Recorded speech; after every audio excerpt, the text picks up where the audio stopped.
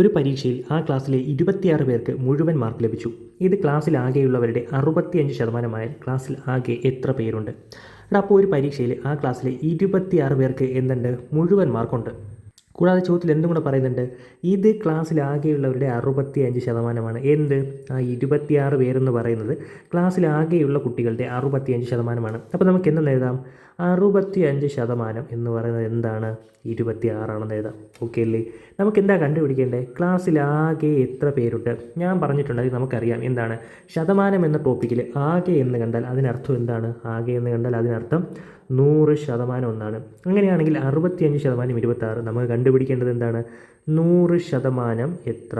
65% 26, 100% എത്ര? ഇത് കണ്ടുപിടിക്കാൻ എന്ത് ചെയ്താൽ മതി?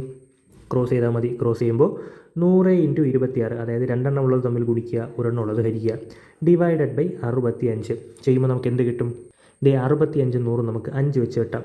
20 5 100, 65 13 5 എന്താ 65. എന്താ 13 26 വെട്ടാലോടാ. 2 × 13 26. ബാക്കി എന്തുണ്ട്? 20 × 2 നമുക്ക് ഉത്തരം എഴുതാം 40. അപ്പോൾ ആകെ എത്ര പേരുണ്ടെന്ന് ചോദിച്ചാൽ നമ്മുടെ ഉത്തരം ഓപ്ഷൻ ബി 40.